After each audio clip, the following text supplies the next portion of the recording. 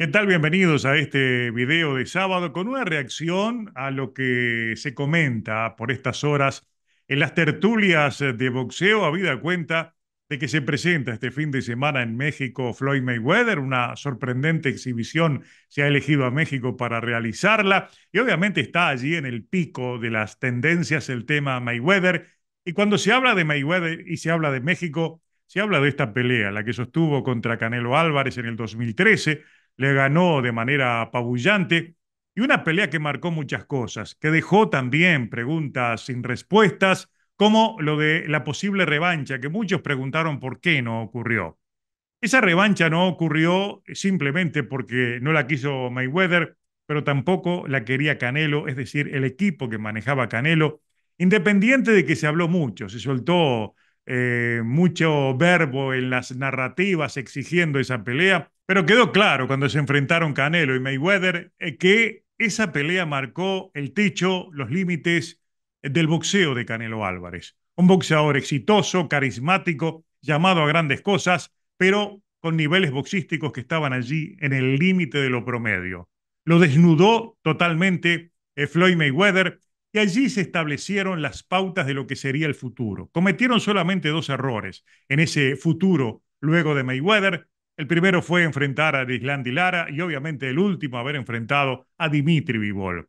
Con un boxeo no igual, pero semejante en términos de elusividad, que son estilos boxísticos que siempre complicaron a un hombre que es limitado en términos de velocidad de golpeo y sobre todo en trabajo sobre piernas. Canelo tiene dificultades para movilizarse por el cuadrilátero ante hombres que le van cambiando ángulos, que se van moviendo por laterales, que entran, que salen, que son rápidos, que son demasiado movidizos, escurridizos. Tiene dificultades como la tuvo contra Mayweather y las tuvo contra Lara y obviamente contra Dimitri Bivol. De ahí por qué esa fue la razón por la cual se empezó a trabajar con otro tipo de rivales y estableciendo pautas que garantizaran la victoria como fuera de un Canelo Álvarez que no podía perder.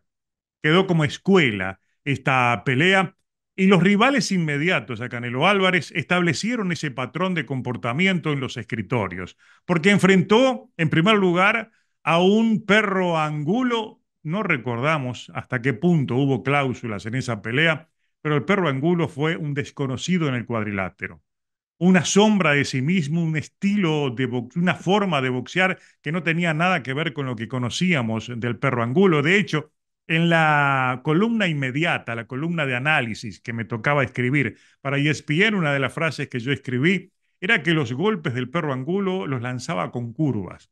Hasta ese grado de cantidad de golpes marrados, a uno lo llevaban a definirlo de esa manera.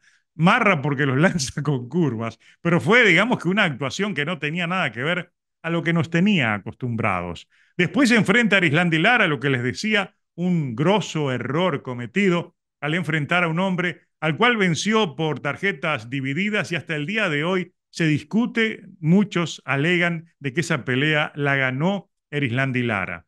En mi percepción de la pelea, yo cuestioné a los dos. Entendí que era justo que ganara Canelo Álvarez, no por lo que había hecho Canelo, sino por lo que no se animó o dejó de hacer un Erislandy Lara que pudo ganar perfectamente sin ningún inconveniente esa pelea por su superioridad boxística, pero el tránsito por laterales, el huir al acoso de Canelo Álvarez sin soltar aquella cantidad de golpes necesarias, sin utilizar combinaciones que le permitieran verse mejor frente a los jueces, dejó una pelea cerrada que cayó para el lado de Canelo. Fue un error que cometieron y la prueba de que estaban decididos a no cometerlos más fue lo que eligieron después. Lo que vino después de Erislandy Lara fue Jane Kirkland, un Kirkland que había estado por 2 años inactivo, terminaba de salir de la cárcel a la que entró en el 2013. Fue un hombre que tenía dificultades en su manejo fuera del cuadrilátero, que siempre fue contenido, que siempre fue dirigido, direccionado por su tutora, su entrenadora, la mujer que siempre estuvo al lado de él para conducir lo que era Ann Wolf. Precisamente cuando sale de la cárcel, él estaba peleado con Ann Wolf, estaba distanciado, no tenía entrenador, no estaba trabajando y fue allí que le llegaron con una oferta de esas imposibles de rechazar para un hombre que estaba sin trabajo, que no estaba boxeando, que le ofreció un buen dinero y obviamente fue como carne de cañón a una pelea que terminó de esa manera. Fue brutal el knockout en un momento en el cual, en un acto defensivo irracional, abre los brazos. Canelo Álvarez solamente tuvo que golpearlo, lo golpeó muy duro y lo noqueó muy duro. Desde esa pelea hasta el año 2019, James Kirkland no peleó más. Es decir, lo sacaron de un semi-retiro para esa pelea y después él recién volvió a aparecer en el 2019. Creo que hizo un par de peleas más y abandonó el boxeo. Haber elegido a Kirkland fue un atentado al sentido común. Sin embargo, lo trajeron, lo subieron al cuadrilátero y vendieron aquella pelea como una de esas épicas de Canelo Álvarez, que serían el patrón que vendría a continuación. Recuerden ustedes que después se enfrentó a Cotto con 20 libras casi de diferencia en la rehidratación. Había razones fuertes para pensar que Cotto le podía vencer, pero el peso fue la diferencia, yo lo dije en el análisis inmediato. Después se enfrentó a Chávez Jr., al cual debió pelear en 164 libras, un Canelo que perfectamente daba mucho más de las 160, pero ese fue lo establecido para ganar la bolsa que ganó. O sea, Canelo Álvarez vendió muy bien su nombre, su condición de estrella, y eso fue lo que marcó su carrera hasta las incongruencias del presente. Cuando me refiero a las incongruencias del presente, hablo de ese último anuncio de que está dispuesto solamente a ir a 175 libras ahora si tiene una revancha contra Dimitri Bivol. Algo que tampoco va a suceder, algo que es parte de la narrativa, porque así como sabía que no podía vencer en una revancha a Floyd Mayweather, es imposible imaginar que pueda vencer a un Dimitri Bivol que incluso después de vencer a Canelo Álvarez dijo que estaba dispuesto a pelear la revancha en 168 libras. Un Canelo Álvarez que cuando terminó la pelea con Dimitri Bivol inmediatamente reclamó la revancha, dijo que iba a activar la cláusula porque estaba en el contrato. Sin embargo, a medida que iba caminando afuera del cuadrilátero, le iban hablando, no lo hagas, le empezaban a explicar todo lo que podía suceder. Llegó a la conferencia y dijo que lo iba a pensar y después se olvidó de esa revancha.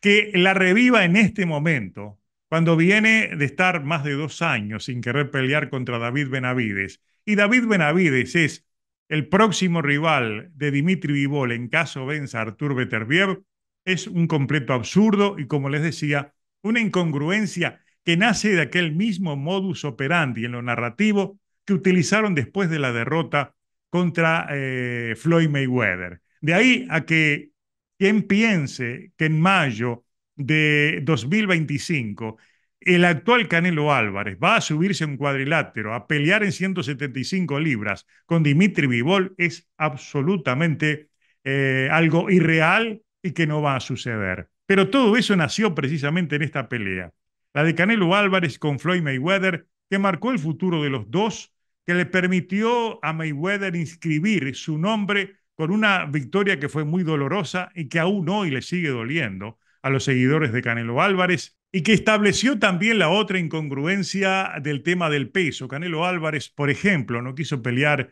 con David Benavides, alegando de que a la hora de la pelea rehidrata además, queda muy pesado, es un hombre para pelear en 175 libras, y fue ese factor el que utilizó él para realizar la mayoría de sus peleas cuando enfrentó a rivales como por ejemplo lo fue Miguel Ángel Cotto, un hombre que a la hora de la pelea no llegó a 160 libras y Canelo andaba por encima de las 170. Basta ver lo que pesaron en la ceremonia del pesaje y lo que pesó a la hora de la pelea Miguel Ángel Cotto. El peso en esa oportunidad fue la diferencia, como lo fue contra otros rivales.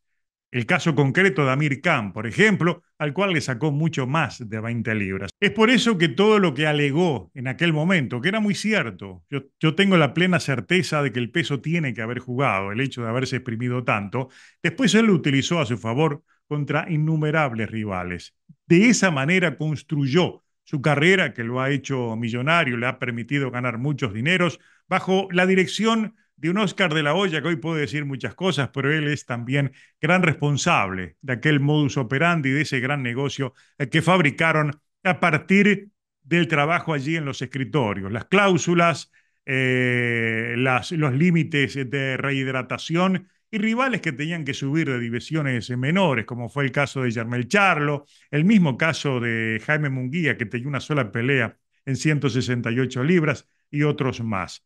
Canelo ha sabido jugar, especialmente sus manejadores han sabido jugar con las ventajas que le ha permitido su condición de lado A en todos los contratos, y todo nació en la pelea contra Floyd Mayweather. Ahora, y para concluir, la gran pregunta del título de este video, si una revancha pudo cambiar la historia, pudo cambiar la historia en el sentido de que hubiera ganado nuevamente Floyd Mayweather, y quizás la historia de Canelo no hubiera sido la que estamos contando en este momento, ese tortuoso camino, evitando las grandes peleas, eligiendo rivales y utilizando los métodos que permite el boxeo para empezar a ganar las peleas allí en los escritorios, como en algún momento lo dijo claramente y lo dijo públicamente el propio Eddie Reynoso. ¿Lo recuerdan? Eddie Reynoso dijo que él era el que empezaba a ganar las peleas a partir del buen manejo de las negociaciones previas. Todo eso ocurrió porque no hubo revancha. Si se hubiera dado la revancha, hubiera sido una nueva derrota de Canelo Álvarez y quizás la historia hubiera sido muy diferente. Fue por eso y nada más que por eso y por la buena visión que tuvieron quienes manejaban el negocio Canelo en aquel momento, que no hubo revancha ni se esmeraron en exigirla, porque sabían que Canelo nuevamente iba a ser derrotado por Floyd Mayweather.